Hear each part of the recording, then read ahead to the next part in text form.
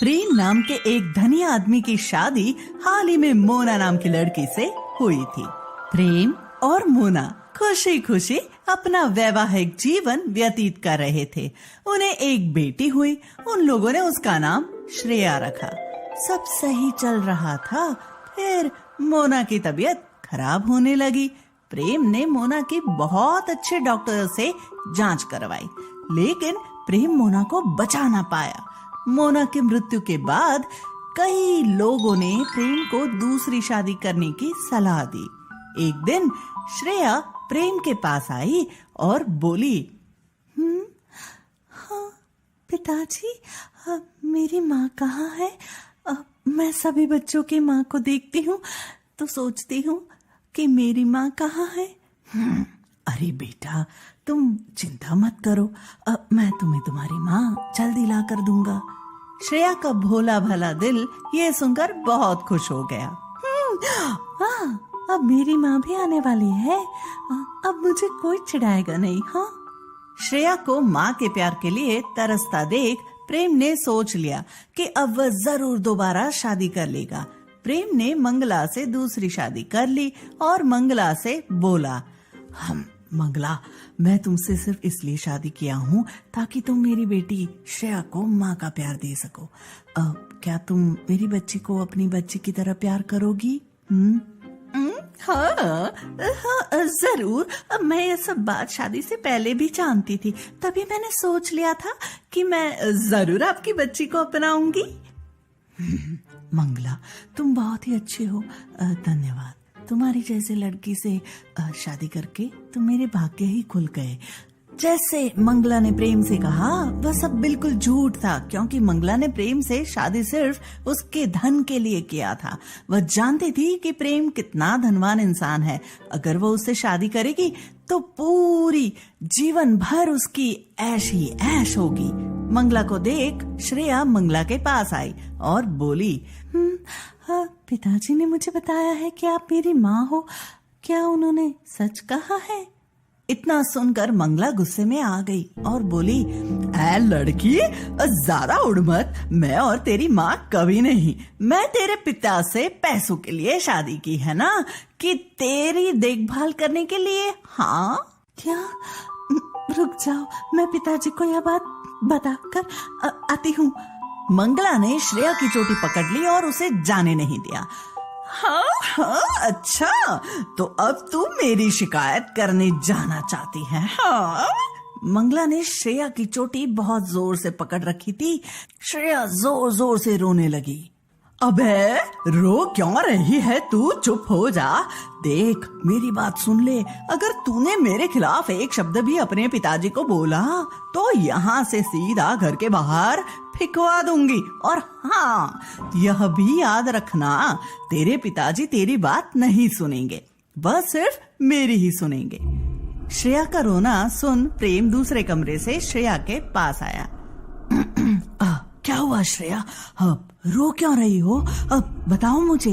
जब तक प्रेम दूसरे कमरे से बाहर आया, तब तक मंगला वहां का पूरा माहौल ही बदल चुकी थी। मंगला श्रेया के पैर पर अपनी साड़ी का पल्लू फाड़ कर पैरों पर लगा रही थी। प्रेम को देख मंगला बोली, अरे नहीं, कुछ नहीं हुआ है। इसका पैर कुर्सी में लग गया था, खून बहने लगा, इसलिए मैं इसके पैरों पर कपड़ा बांध रही हूँ। इतना सुन श्रेया जोर से चिल्लाकर बोली, नहीं पिताजी, यह झूठ बोल रही है। मंगला ने कपड़ा बांधते बांधते श्रेया के पैरों को जोर से दबाया और खुसफुसाते हुए बोली, मेरी बात याद है ना? यह सुन श्रेया बिल्कुल शांत हो गई। क्या हुआ श्रेया?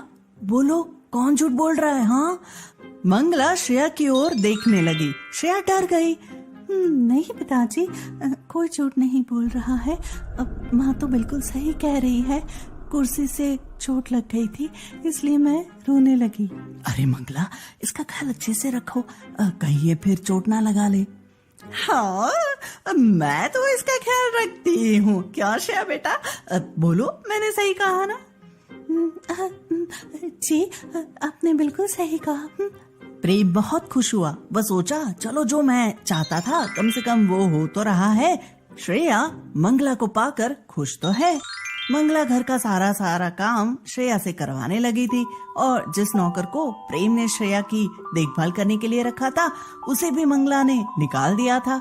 छोटी सी श्रेया से मंगला घर का सारा काम करवाया करती थी और ना करने पर उसे घर से निकलवा देने की धमकी भी दिया करती थी। मंगला की नजर शुरू से प्रेम के धन पर पड़ी थी। एक दिन मंगला प्रेम के पास आई और बोली, जब से हमारी शादी हुई है आपने मुझे कभी कोई सोने के गहने बनवा कर नहीं दिए हैं। हाँ? अरे तुम्हें किसी गहने की क्या जरूरत, तुम तो ऐसे भी बहुत खूबसूरत हो मंगला। नहीं, मैं कुछ नहीं जानती, मैं अकेला ही घर का पूरा काम करती हूँ। जिस नौकर को आपने श्रेया की देखभाल के लिए रखा था उसे भी मैंने निकलवा दिया, उसका काम भी मैं खुद ही करती हूँ, तो कम से कम आपको मुझे कोई इनाम तो देना ही चाहिए। चलो ठीक है, तुम्हारे लिए इतना तो आराम से कर सकता हूँ। कल ही बाजार जाकर देख लो, जो भी लेना है ले लो, पैसे की चिंता मत करना। मंगला ने कल होते ही नए नए गहने खुद के लिए खरीद लिए। मंगला आराम से सोफे पर बैठकर अपने गहने को देख रही थी और श्रेया घर में पोछा मार रही थी। तभी मंगला की नजर श्रेया के गले के चेन पर पड़ी और मंगला ने देखा श्रेया के हाथों में भी सोने का एक कड़ा है। वह तुरंत श्रेया के पास आई। लड़की उठ, चल जल्दी उठ, दिखा तो मुझे तेरे गले में क्या है। मंगला ने श्रेया के गर्दन से सोने का चेन खींच लिया और हाथ का कड़ा भी उससे ले लिया। यह मेरे पास बहुत पहले से है, आप इसे क्यों ले रही है? कृपया इसे मेरे पास ही रहने दीजिए। बकवास बंद कर, यह सब मेरा है, तेरा कुछ भी नहीं है यहाँ। मंगला ने श्रेया को जमीन पर धक्का दे दिया और हंसती हुई सारे गहने लेकर अपने कमरे में आ गई। श्रेया रोने लगी। हे भगवान, अगर ऐसी माँ होती है तो मुझे नहीं चाहिए कोई माँ, मैं बिना माँ के ही रह लूंगी। मंगला सारे गहने कमरे में सुरक्षित रख वापस श्रेया के पास आई। काम चोर लड़की, तुझ में अकल है कि नहीं? समय देखा है तूने, तेरे पिताजी आते ही होंगे।